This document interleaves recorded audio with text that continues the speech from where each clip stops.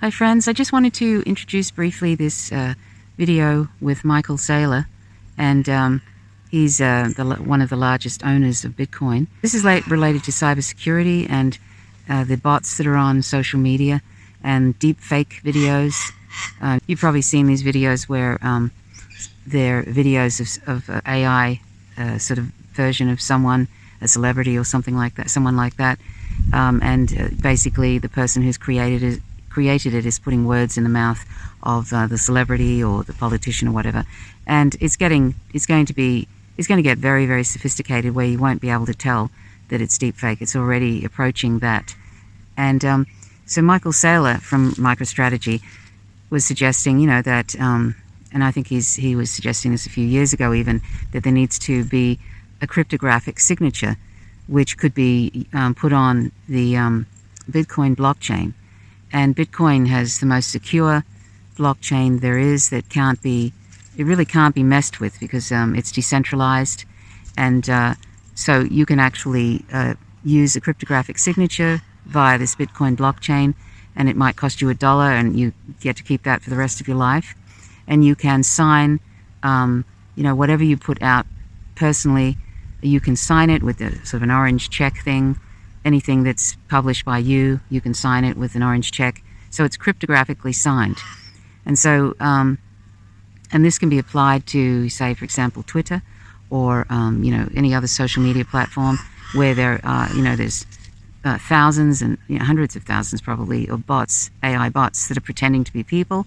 And they're getting so sophisticated now that, they sound incredibly intelligent. They don't have silly JPEGs as their avatar. They flock to any sort of discussion that whoever has created them en masse can manipulate a conversation, a discussion that's happening, and swamp people's Twitter feeds. And when you have a sort of an ability to cryptographically sign whatever you put out, or you have a social media platform where you insist that people have a cryptographic signature. And I'm not talking about KYC where you're having to release a whole lot of information about yourself. I'm just talking about a signature that people know that is you and cannot be messed with on the Bitcoin blockchain.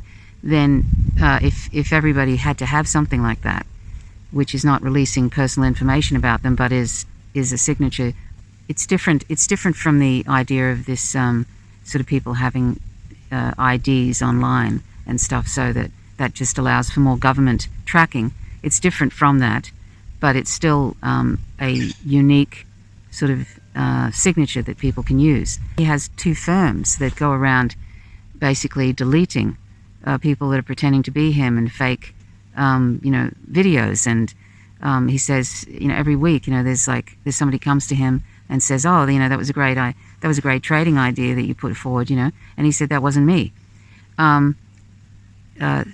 So it's sort of something that's, he has an interest in, obviously, because, for business purposes, he doesn't want people pretending to be him or deep fake videos. That's going on more and more on Twitter. I mean, I'm sure you probably have these accounts pretending to be somebody and suggesting something to you, or a business person pretending to be the real business person and approaching you, that kind of thing. The cyberspace basically is in complete disarray and chaos, and bad faith actors and government are using social media, as we already know, to manipulate conversations, a discussion around their warmongering because they want people to be on board. So if they swamp different discussions with AI bots that are sophisticated, that can put out chat GPT-like discussions that are favoring war against a particular country, they are doing it. And, even a few years ago when Donald Trump was on Twitter, you could see, he would post something that was really benign or inane, and if you just sat there and watched his retweet count, it would just be rolling over by the thousands. And I was thinking to myself, there is no way that people are retweeting something like that from him to the extent that it appears that they are doing. And so basically, Michael Saylor was saying, and I totally agree with him, that when you can't trust anything that you're seeing on social media anymore, because Most of it is bots, sophisticated bots, carrying on discussions about some things that, whoever the bad actor is manipulating public opinion towards certain outcomes. And that can be done by a corporation, it can be done by a state actor, and it is. And that's been going on now, not as well as it is now, but the manipulation of social media by the state, by the US national security state, has been going on for years. But now they can put out thousands and thousands of sophisticated AI bots that seem like real people having discussions and moving the narrative towards war or towards whatever they want people to sort of change their opinion about.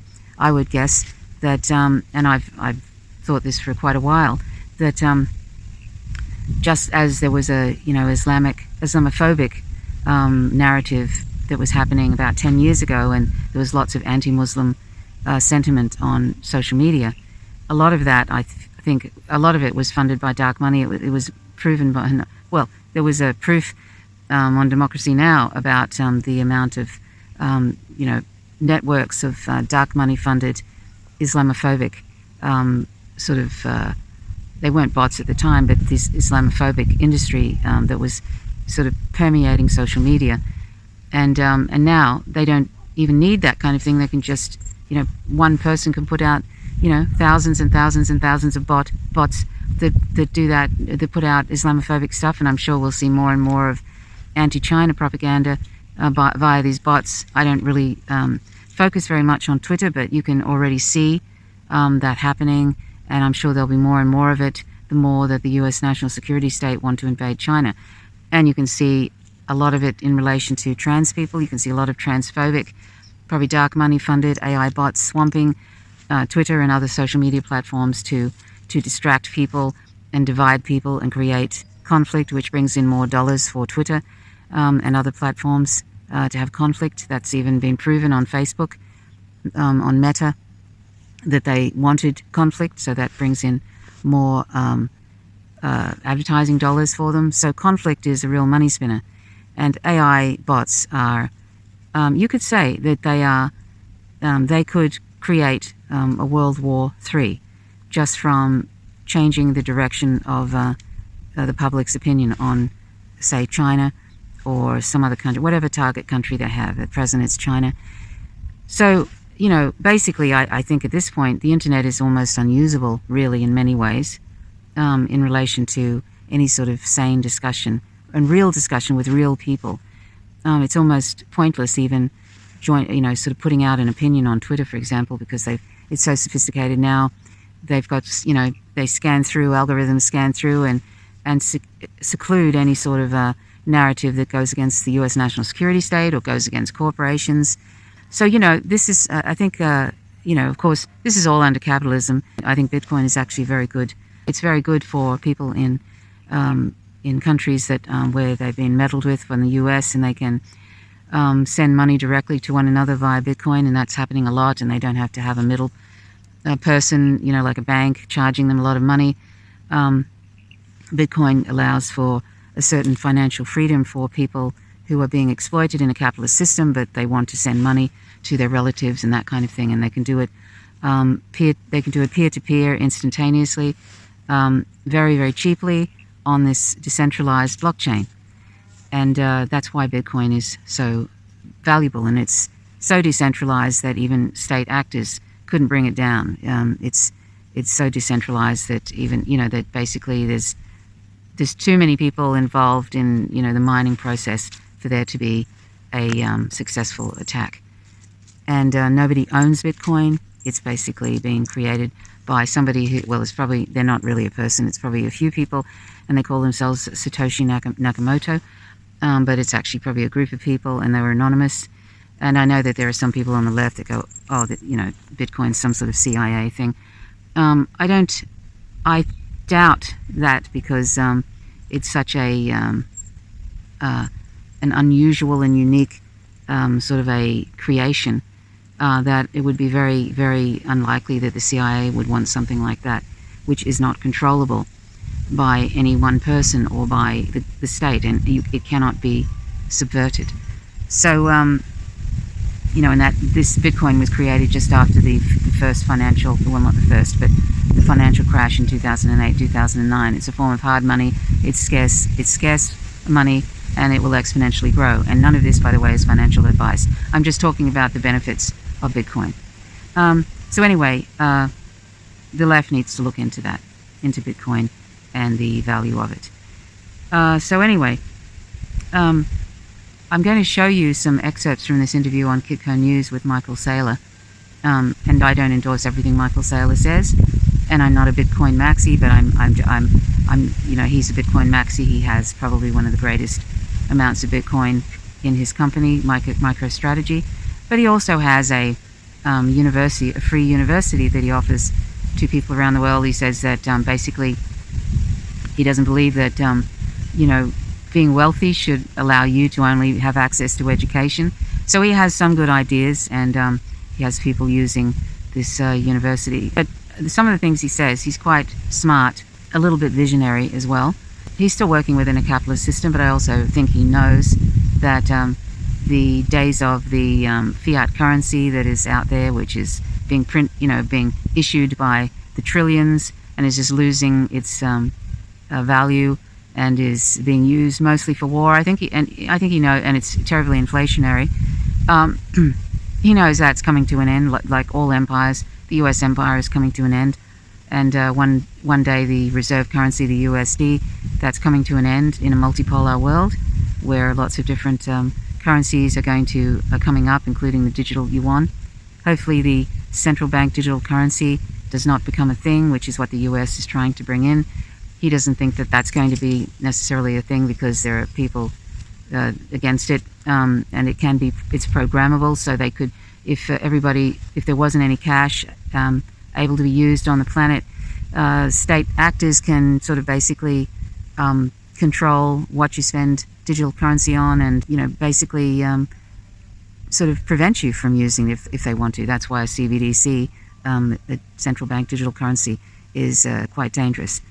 So if you can, continue to use cash when you're at different businesses, particularly independent businesses, because we don't really want to see the end of cash. Although I wouldn't mind seeing the end of fiat currency, just because it's just issued, it's losing value, and it's used for all sorts of awful things rather than on the public. And with things like Bitcoin, everybody, no matter where you are in the world, can own a Bitcoin wallet and can pay people peer-to-peer, don't have to involve banks in that transaction, and it can't be controlled by anyone, and it increases in value, unlike fiat currency that just is decreasing 7% per year. The USD is decreasing 7% in value every year, because the government keeps putting out trillions of dollars of fiat currency, and most of it goes to corporations, into the US national security state for more wars.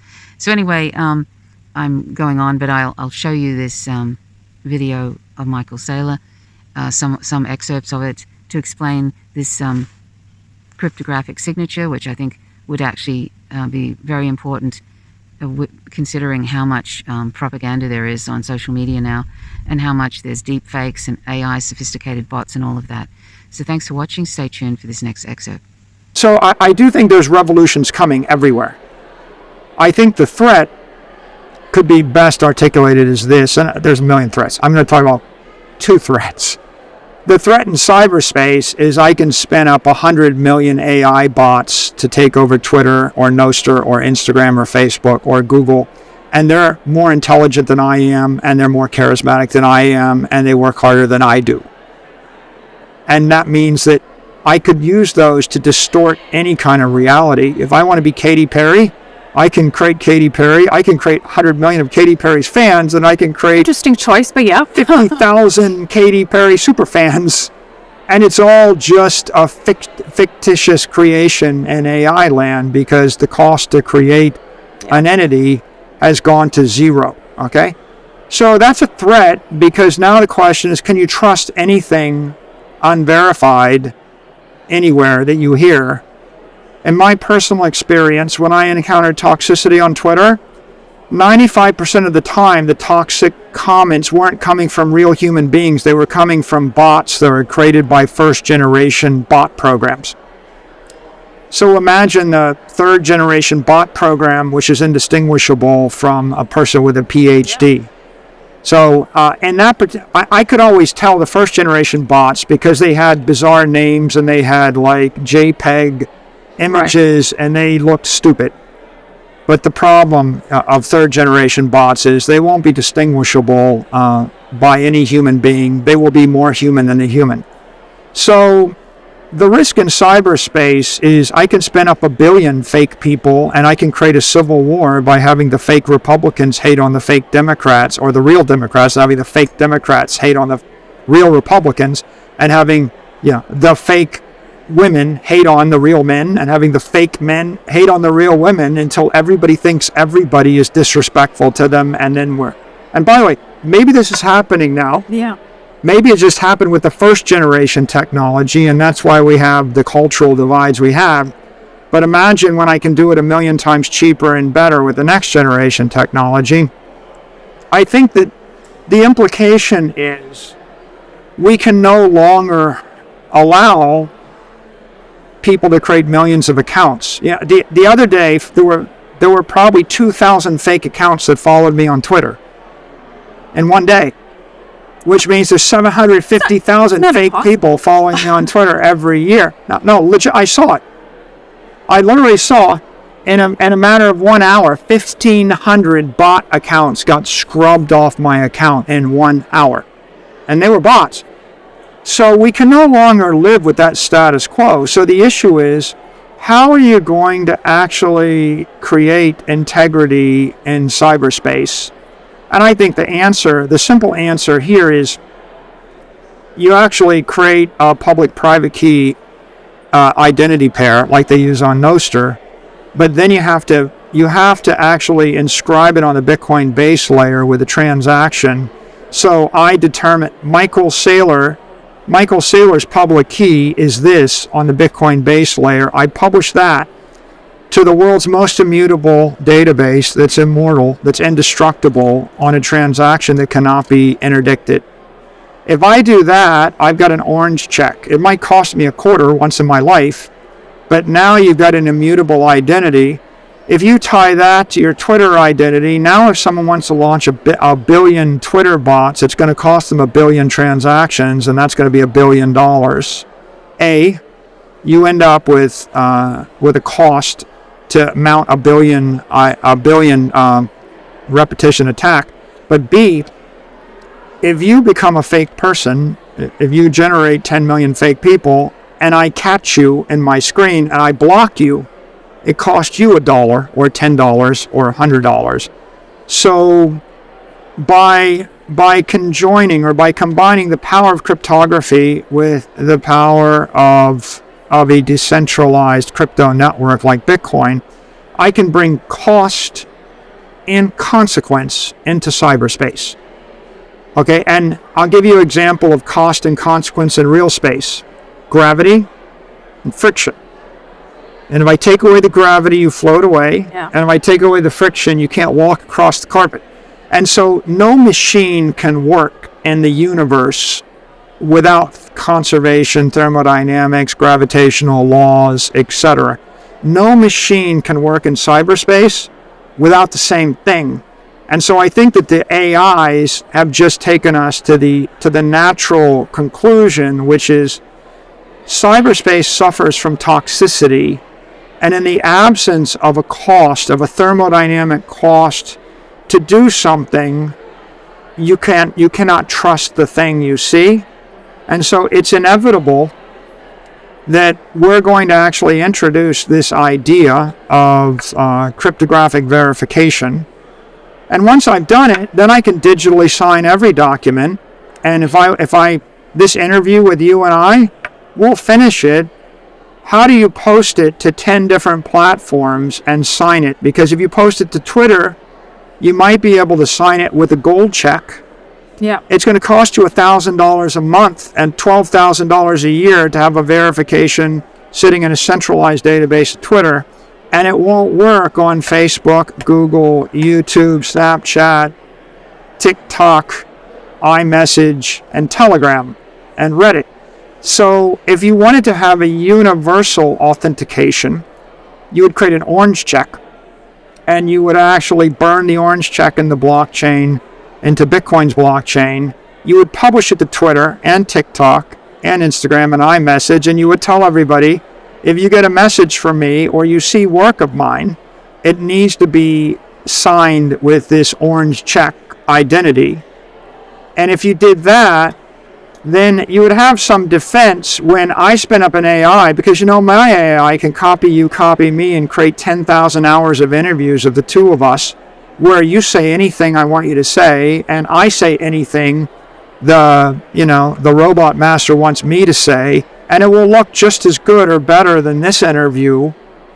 Right. And the issue is, how can I tell the difference between the fake and the real? And the answer is only with a cryptographic proof that's thermodynamically sound.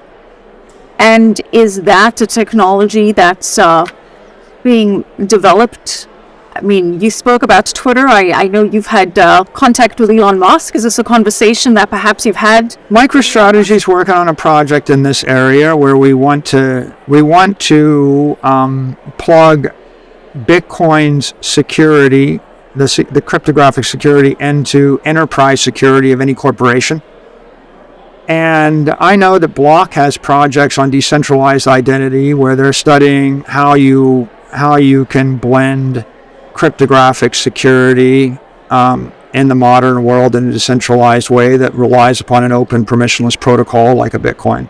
So I think there are a lot of people that are looking at this right now, and I think you'll see people focused on it a lot more over the next 24 to 36 months as they see the threat coming from the new AI bots. Is this an idea you've run by Elon Musk, seeing as you mentioned Twitter and bots and the problems that presents? I'm going to keep tweeting at him or talking to him behind. And that is channels. Something that MicroStrategy is actively pursuing in terms of the technology behind this. Yeah, I mean, there's no reason to wait for someone to save you. Save yourself. Yeah. Right? So we're going to do it, and if someone copies us and they do it better, that's fine. And if no one does it, then we'll put out our version of it. And then I believe it's a good idea. And you just have to have that aha moment. Here's the moment. When your friends call you and say they were approached by you and they wired their life savings to invest in something, and you realize it's gone, and then you realize you were just spoofed or phished on a WhatsApp channel or whatever, and it makes you angry, you're going to think, I need a better way so that 50 times a week scammers and phishers and criminals don't impersonate me in cyberspace. I have 2 firms, and I'm sure I spend hundreds of thousands, if not millions of dollars a year, simply deleting impersonators and scammers in cyberspace. Yeah. And there's 100 a week. And every single week that goes by, someone says to me, oh yeah, I heard about this great trading idea. I'm like, that's not me. And now we're faced with this issue of who controls your cyberspace. And I would say cyberspace is in chaos right now. You can't trust anything you see across so many of the social networks. And if you could, what are you going to do when I launch 100 billion fake people into your cyberspace? I'm going to corrupt and toxically destroy all your messaging. It's like a denial of service attack on your networks. And you're not going to be able to tell what's truthful and what's not truthful. You don't even know what people think. See all those people on Twitter, and Elon runs a poll, and everybody says, oh, well, how many bots voted in the poll? If you lose control of your cyberspace, you can't exist as a modern nation. And so Bitcoin is secure because it is the most powerful cyber network. Bitcoin has 350 exahash, and that exahash is, in essence, 5 million Bitcoin miners backed by 15 gigawatts of energy, and 15 gigawatts of energy is more energy than the U.S. Navy runs on. And if you wanted to interrupt the network, if you wanted to stop me from sending a message or doing a transaction on the network over the course of 8 hours, you have to come up with 3,000 exahash, and that's going to cost you about 10 years and about $100 billion. Yeah, there's a lot of work and a lot of money and a lot of time. Yeah. This network is a fault-tolerant, military-grade communication network. It is nation-state resistant. And if you want your other cyber networks, if you want all your social media networks, if you want your websites to be resistant to a nation-state attack by bots, you're going to need digital power. And the power of Bitcoin is such that if an AI took over all the computers in the world, if it took over everybody's iPhone, if it took over all the Google computers, all the Amazon computers, all the Microsoft computers, and it turned them all to attack the Bitcoin network, it couldn't stop that message. It might slow it down by 10%.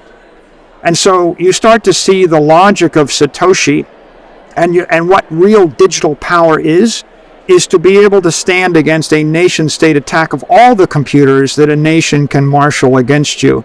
And right now you could argue that most of the problems we have in our world are because those social networks are in chaos.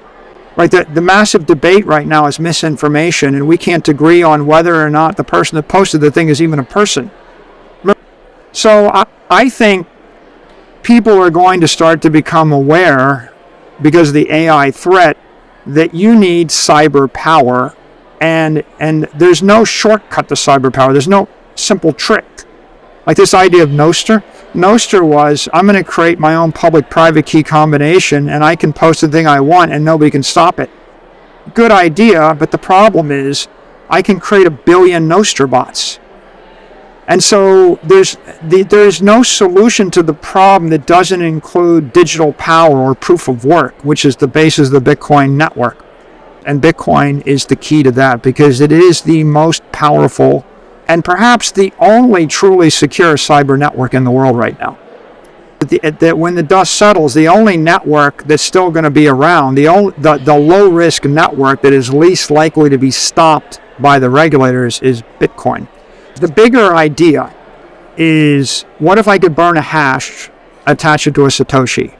Or what if I could inscribe any piece of rare data and I could put it onto the blockchain forever? Well, there are certain types of messages that I would want to send where no one could stop them.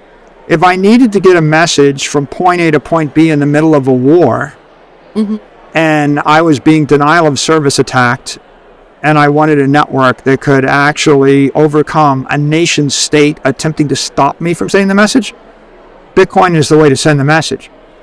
If you had $1 billion document, I have a will, it's got $1 billion in it. I basically sign it, 30 pages. I create the document, and then I put it in a vault. And 35 years from now, some lawyer takes it out and they change a few words, and they just redirect all the money to someone else, and nobody knows. The witnesses are dead. The notary is dead. How do you make the will tamper-proof? Well, the answer is simple. I take the will, I hash the will, I burn the hash on the Bitcoin blockchain. I say Michael Saylor, inscribed his will on this date. There's the hash code. And then I tell my heirs and my lawyers and the entire general public, there's the hash. The will comes out, they hash the will. Does it match the hash? If it does match the hash, then that's probably the will. And if it doesn't match the hash, then whoever's trying to defraud the general public is not going to be able to get away with it. So there are ethical, economically sound reasons to burn a hash or burn a timestamp into the blockchain. Corporate resolutions are a simple example. Companies make resolutions all the time that they keep secret from the general public, but have billion-dollar impacts. And 10 years from now, they have to prove that they made the resolution and stamp it. Right now, a lot of those documents are burned into DocuSign or some proprietary database that may be run by some company you've never heard of, and maybe they will tamper with it, maybe they won't tamper with it, and you will never know.